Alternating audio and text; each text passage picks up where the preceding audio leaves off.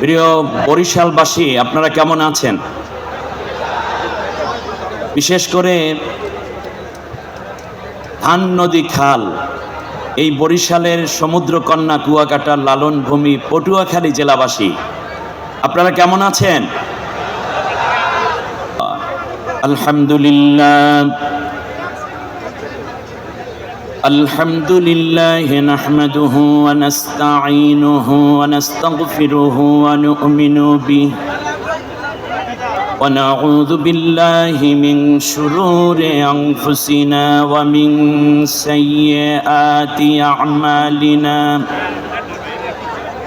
মান ইয়াহদিল্লাহু ফালা মুদিল্লা লাহু ومن يضلل فلن تجد له وليا مرشدا ونشهد أن سيدنا وحبيبنا ومولانا محمدا عبده ورسوله সবাই সব কথা বন্ধ করে আল্লাহর কোরআন তেলাওয়াত করুন।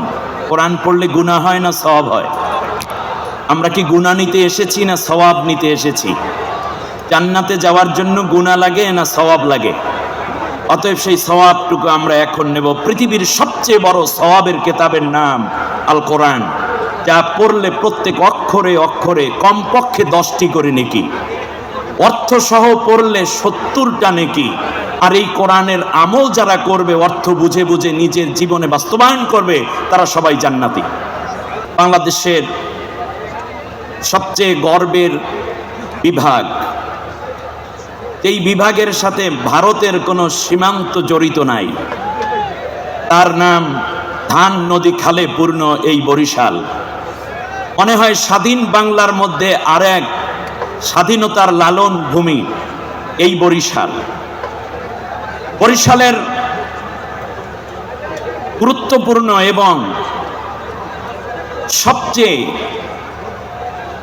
সম্ভাবনাময় জনপদ পটুয়াখালী, সমুদ্রকন্যা কুয়াকাটার লালন ভূমি হিসাবে অপার সম্ভাবনার এই পটুয়াখালীতে পটুয়াখালী ওয়েলফেয়ার ফাউন্ডেশন কর্তৃক আয়োজিত বাংলাদেশের সর্ববৃহৎ, বিশেষ করে পটুয়াখালী জেলা এবং বরিশাল বিভাগের স্মরণকালের সবচেয়ে আকর্ষণীয় এবং মমিন বান্দা বান্দীদের উপস্থিতিতে ধন্য আজকের এই ঐতিহাসিক তাফসীরুল কোরআন মাহফিল। সম্মানিত প্রধান অতিথি, বিশ্বনন্দিত ইসলামী চিন্তাবিদ, বাংলাদেশের রত্ন হযরতুল আল্লামা ডক্টর মিজানুর রহমান আল আজহারি, আজকের এই বিশাল জনস্রোতে কোরআনের মাহফিলে সভাপতিত্ব করছেন বিশিষ্ট আইনজীবী, গণমানুষের নেতা, আল্লাহর জমিনে আল্লাহর দ্বীন প্রতিষ্ঠার অতন্ত্র প্রহরী জনাব অ্যাডভোকেট মোহাম্মদ নাজমুল আহসান সাহেব। কোরআনের জন্য আল্লাহ তাকে সুস্থতা এবং দীর্ঘ নেক হায়াত দান করুন। আয়োজিত এই মাহফিলে গুরুত্বপূর্ণ কথা রাখবেন বাংলাদেশের মাটি ও মানুষের পরীক্ষিত নেতা, সফল ছাত্র নেতা, বাংলাদেশের তাওহীদি জনতার হৃদয়ের স্পন্দন, বিশেষ করে যুব সমাজের আইডল, এই পটুয়াখালীর কৃতি সন্তান, বাউফলে যারা বাউফল থেকে এসেছেন, আমার চোখের সামনে একটু দেখি তো, হাত দুইটা উঁচু করেন তো প্লিজ।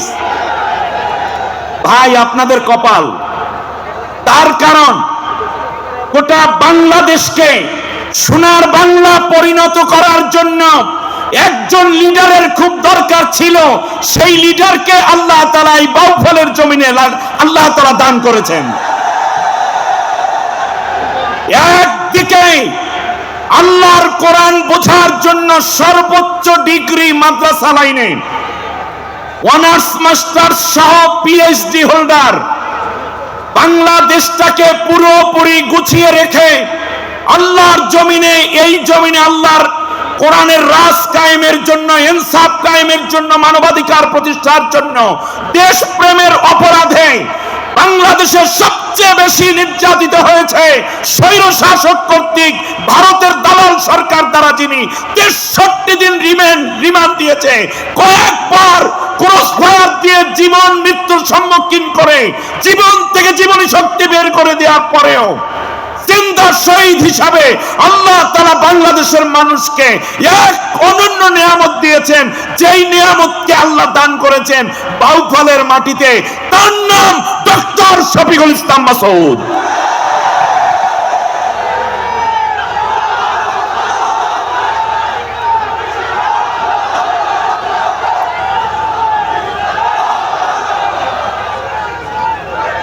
শফিকুল ইসলাম মাসউদ শুধু একটি নাম নয়, আজ আমি আপনাদেরকে তথ্য দিচ্ছি, একটি বাংলাদেশ যদি একদিকে রাখা হয় আর ডক্টর শফিকুল ইসলাম মাসউদকে যদি আরেক দিকে রাখা হয়, আমার বিশ্বাস বাংলাদেশের চেয়েও শফিকুল ইসলাম মাসউদের পাল্লাটি ভারী হয়ে যাবে।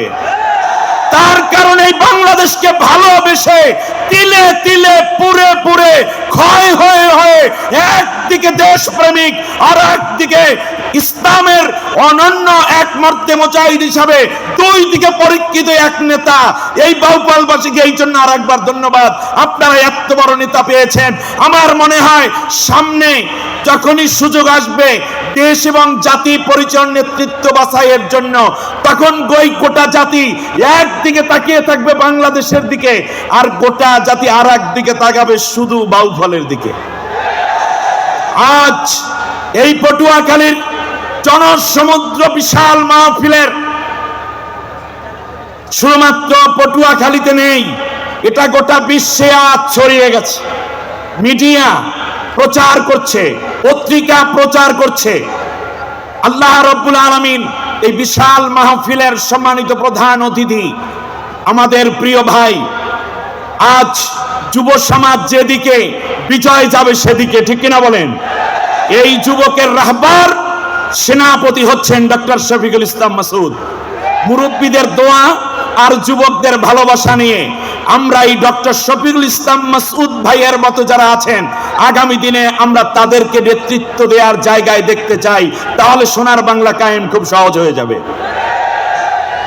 আয়োজিত এই মাহফিলে চমৎকার কথা বলেছেন মাগরিবের আগে এবং পরে আমাদের মুরব্বী, ব্যক্তিগতভাবে আমার অত্যন্ত শ্রদ্ধার মানুষ, বাংলাদেশ জাতীয়তাবাদী দল বিএনপির অন্যতম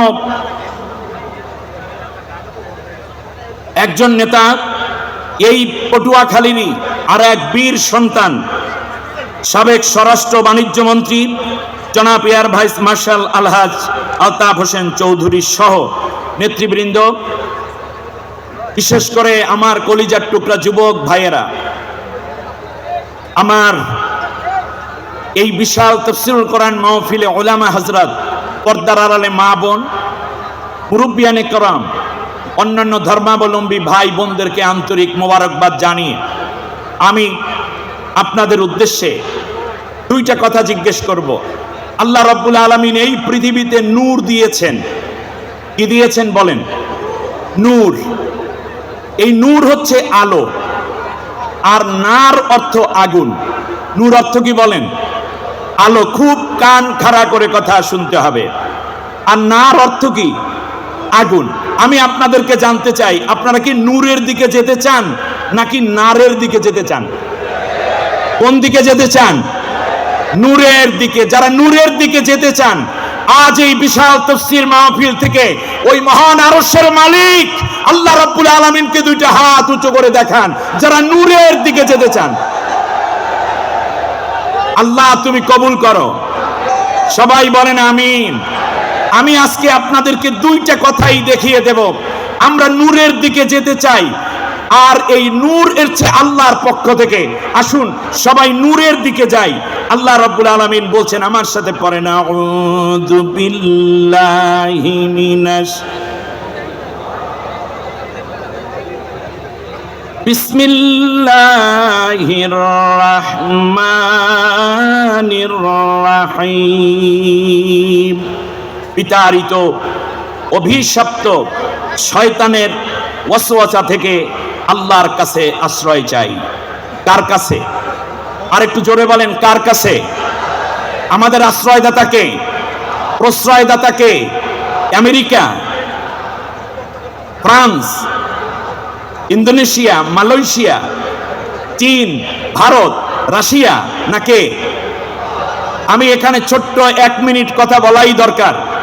বিগত দিনগুলোতে আমার দেশে যে একটা সরকার ছিল, বিরোধী দলের হিন্দু মুসলিম হোক, নেতা নেত্রী হোক, সবাইকে বলেছে, বিভিন্ন উপাধি দিয়েছে গালিগালাজ করার জন্য। তার মধ্যে একটা ছিল, এই মানুষগুলো হচ্ছে যখনই তাদের বিরুদ্ধে কোনো ভালো সমালোচনা হতো তখন তারা বলতেন যে এরা হচ্ছে পাকিস্তানের দালাল, ঠিক না?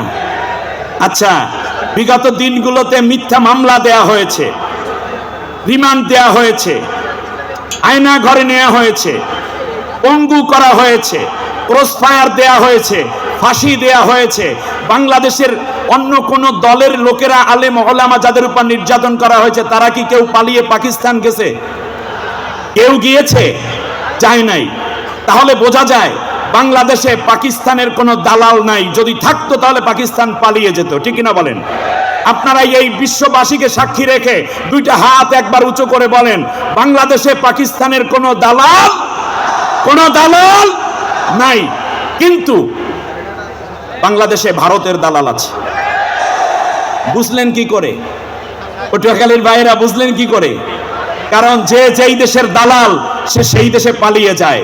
বাংলাদেশে পাকিস্তানের দালাল নেই, কিন্তু ভারতের দালাল আছে।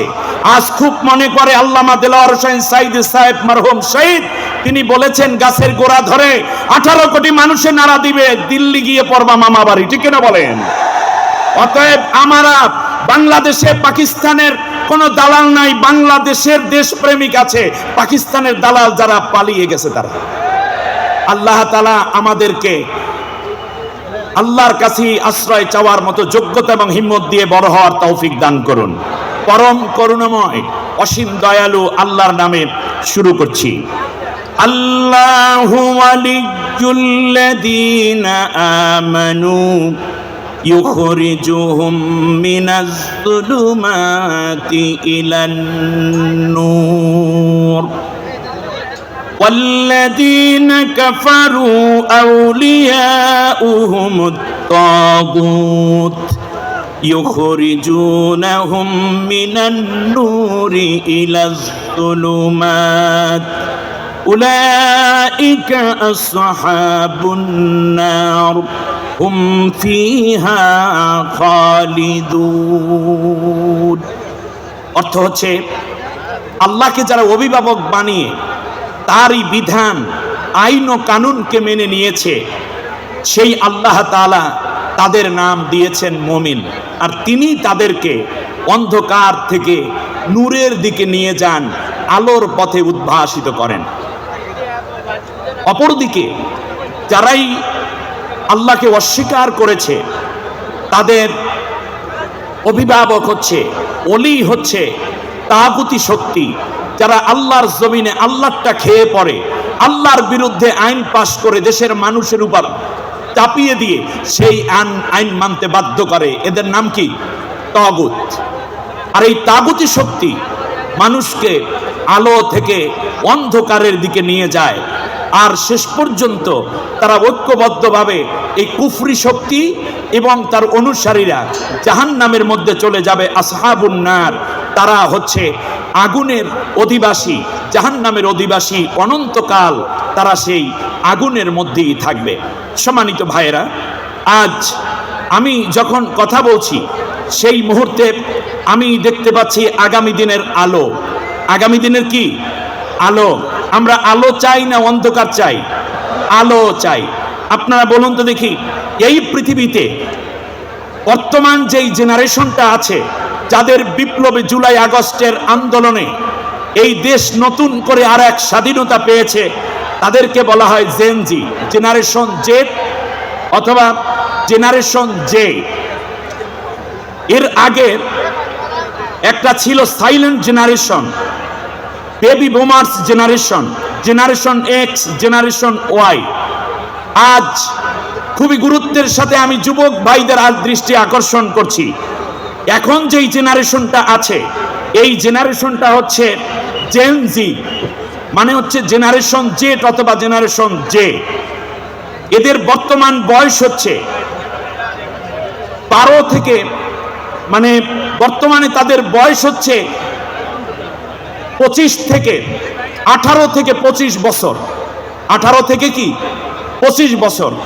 প্রত্যেকটা জেনারেশন এক এক সময় এক একটি কাজকে খুব পছন্দ করে। বর্তমান জেনারেশনের যেই অবস্থা, তার আলোকে আমি আজকে কোরআনের এই আলোচনাটুকু শুরু করতে চাই। এক সময় ছিল, খুব কান খাড়া করে শুনুন, এক সময় ছিল মানুষেরা শুধু শুনতে অভ্যস্ত ছিল, দেখার বেশি প্রয়োজন বোধ করত না। যেমন আগের দিনে যারা ওয়াজ করতেন পীর মাশায়েখরা এবং তাফসীর কারক, এমনকি আল্লামা দেলাওয়ার হোসেন সাইদি সাহেব, যুক্তিবাদী হাবিবুর রহমান সাহেব, এইরকম সারসিনা পীর সাহেব, চরমনের পীর সাহেব, মোকামিয়ার পীর সাহেব, জৈনপুর ফুরফুরার যারা ছিলেন, মানুষেরা শুনে শেষ হয়ে যেত। এখন কিন্তু বর্তমান জেনারেশন শুনতে শুধু অভ্যস্ত না, তারা দেখতেও চায়। ঠিক কিনা বলেন? এই জন্য আবিষ্কার হয়েছে এলইডি, কত বড় বড় স্মার্ট বোর্ড দেয়া হয়েছে। সুতরাং বর্তমান জেনারেশনের টার্গেট শুধু শোনা নয়, তারা দেখতেও চায়। বিধায় বর্তমান ডিমান্ড পূরণের জন্য আগে বাটন ফোন ছিল, এখন হচ্ছে ভিডিও দেখতে চাই, ভিডিও হোয়াটসঅ্যাপ দেখতে চাই, কল দিয়ে মেসেঞ্জারে কল দাও, একটু দেখতে চাই। সুতরাং বুঝে রাখতে হবে যে আগের যেই জেনারেশন যারা নেতৃত্ব দিচ্ছেন তাদের জন্য বলি, তারা যদি মনে করেন যে শুধুমাত্র কথা বলে এই জেনারেশনকে বুঝাইয়া নিজেদের আকাঙ্ক্ষা পূরণ করবেন, তা কোনোদিন সম্ভব হবে না। কারণ বর্তমান জেনারেশনের টার্গেটই হচ্ছে আমরা শুধু শুনতে চাই না, আমরা দেখতেও চাই। আপনি খেয়াল করুন, বিগত 18টা বছর একটা স্বৈর শাসক ছিল, 3 বছর ছিল তাদেরই লালিত একটি সরকার, তারপর 15 বছর। এই 18 বছর পর্যন্ত এই বিগত সরকার, আমি একবার উদাহরণ দিয়ে বলি, এই বিগত সরকার মুখে বলেছে উন্নয়ন, মুখে বলেছে ডিজিটাল, মুখে বলেছে স্মার্ট, মুখে বলেছে আমরা মধ্যম আয়, কিন্তু বাস্তবে আমার দেশের নতুন প্রজন্ম দেখেছে যে না, আমাদের মাথা পিছু ঋণ বেড়ে গেছে 1,13,765 টাকা। এখানে যাদেরকে রাজাকার বলা হয়েছে তারা মূলত দেশপ্রেমিক, তার কারণ নির্দোষ মানুষকে ধরে ধরে হত্যা করা হচ্ছে। তারপরে যাদেরকে জঙ্গি নাটক সাজানো হয়েছে, আমার জেনারেশন দেখছে আসলে তো তারা এরকম না। এখন ওনারা ঘুষ, দুর্নীতি, মাদক, বেহায়া, বেপর্দা, জেনা, ধর্ষণের পাশাপাশি কত অন্যায় করছে। আমার জাতির লোকেরা টেলিভিশনে শুনছে একটা আর তারা দেখতে পাচ্ছে একটা। এই জেনারেশন যা শুনেছে তা দিয়ে কিন্তু লড়াই করে নাই, যা দেখেছে তা দিয়ে তারা লড়াই করে এই স্বৈর শাসকের পতন ঘটিয়েছে। ঠিক কিনা বলেন? সেজন্য আমি খুব সাবধানে একটা কথা বলি, যেহেতু আমি পটুয়াখালীর ছেলে, এজন্য বলি শুনুন, শুধুমাত্র কথা দিয়া যদি আপনারা এই জেনারেশনকে ধোকায় ফেলতে চান, পারবেন না। তার কারণে এই জেনারেশন বুঝিয়ে দিয়েছে যে আমরা শুধুমাত্র শুনতে চাই না, আমরা দেখতে চাই তোমরা কি করো। প্রিয় ভাইয়েরা, এই জেনারেশনের উদ্দেশ্যে জেনজিদের জন্য আমার ছোট্ট একটা পরামর্শ, গল্প দিয়ে শেষ করতে হবে। সেটা হচ্ছে 15 বন্ধু কুয়াকাটা আসছে ঘুরতে এসে দেখতেছে একটা হোটেলে লেখা, আপনি খেয়ে যান, বিল দেবে আপনার নাতিরা। বিল দেবে কারা? তো পোলাপাইন মানুষ, তো দোস্ত জিনিস একটা পেয়েছি। এর মতো হোটেলের নাম হোটেল ফুর্তি। হোটেলের নাম কি? হোটেল ফুর্তি। 10 বন্ধু খেয়েছে, মাছ খেয়েছে 18 আইটেমের, ভর্তা খেয়েছে, গোশত খেয়েছে, এরপরে পানীয়, যা কোমল পানীয় এটাও খেয়েছে। বলে তার শেষে তো ফিরনি আছে, বলে ফিরনিও দাও, বরিশালের ফিরনি খাই নেই মিয়া। খাইয়া দাইয়া যখন রওনা করেছে তখন দারোয়ান সামনে ধরে জিজ্ঞেস করছে যান কোথায়? ম্যানেজারের সাথে দেখা করে যান। বললো যে কেন? ম্যানেজারের কাছে গিয়ে বলল যে ভাই, ওখানে লেখা আছে আপনি খেয়ে যান, বিল দেবে আপনার নাতিরা। ওনারা চিন্তা করছে ছাত্র মানুষ, বিয়েই করি নাই, বাচ্চা হবে, ছেলে হবে, সেই ঘরে আবার সন্তান হবে, তারা বিল দেবে, আমরা একটু খেয়ে নেই ভালো করে। তখন ম্যানেজার বলল যে আপনার নাতি বিল দেবে আপনারটা, আপনার বিল তো চাই নাই, আপনার দাদাই যে খেয়ে গেছে সেই বিলটা দিয়ে যান। সুতরাং জেনজি যারা বিভিন্ন খাওন দাওন কিন্তু আসতেছে তোমাদের কাছে।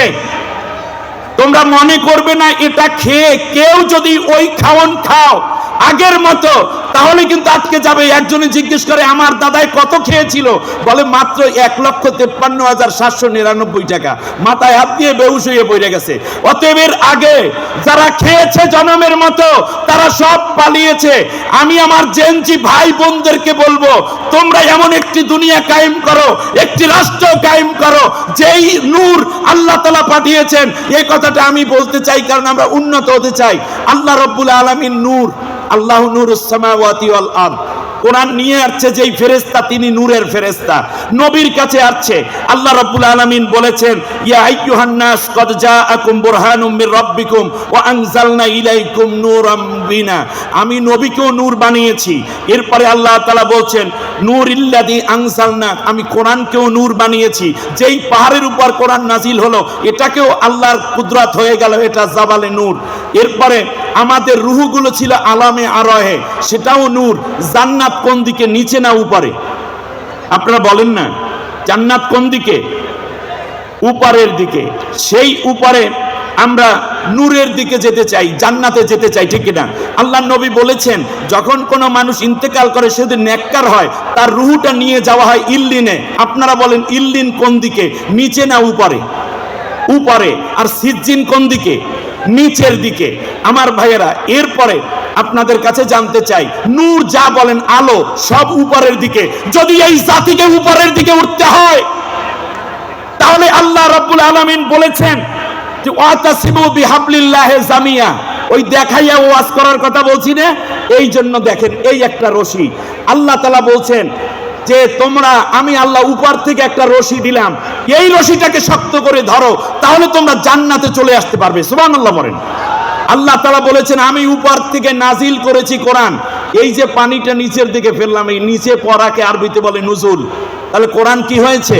নাজিল হয়েছে। দেখাইয়া দিলাম, জেনজিরা দেখতে পছন্দ করে এই জন্য। এবারে আসেন, শুধু তাই না, এই যে এলইডি এই যে লাইটগুলো জ্বালিয়েছেন নিচের দিকে না উপরের দিকে? উপরের দিকে। চাঁদ কোন দিকে? উপরের দিকে। সূর্য কোথায়? উপরের দিকে। আপনারা কি আরো ডাউনে যেতে চান নাকি উপরের দিকে যেতে চান? আমরা কি আরো নিচের জাতি হব নাকি উন্নতময় জাতি হব? যদি হতে হয় তাহলে আল্লাহ বলছেন সবাই মিলে আমার এই কোরআনের রশিটাকে ধরো। এই রশি ধরলে ব্যক্তি জীবনে, পারিবারিক জীবনে, রাজনৈতিক জীবনে, সামাজিক জীবনে স্বাধীনতার 54টা বছর হয়ে গেল, আজও পর্যন্ত মসজিদে এক জোড়া জুতার নিরাপত্তা, কোন মন্ত্রীর জুতাও নিরাপদ না, ইমাম সাহেবের জুতাও নিরাপদ না। সুতরাং আমাদের বুঝ হয়ে গেছে স্বাধীনতার 54 বছরে যেহেতু চুরি ঠেকানো যায় নাই, দুর্নীতি ঠেকানো যায় নাই, একটি বার একটা মাত্র সুযোগ নিতে হবে। যেই আলো উপর থেকে এসেছে সেই আলো আমরা ধারণ করে আল্লাহর সন্তুষ্টি পেতে চাই, তার নাম কি? কোরআন। আমার ভাইয়েরা, এই জায়গাটায় ছোট্ট একটা কথা বলে আমি শেষ করতেই হবে, তার কারণ হচ্ছে সব কিছু মিলি আজকের এই আয়োজন। সম্মানিত ভাইয়েরা, আল্লাহ রাব্বুল আলামিন দিলেন আল্লাহর রশি। আপনারা জানেন আগুন জ্বলতেছে ক্যালিফোর্নিয়ার একটা অঙ্গরাজ্যে, ঠিক না? এটার নাম কি জানো? লস অ্যাঞ্জেলেসে।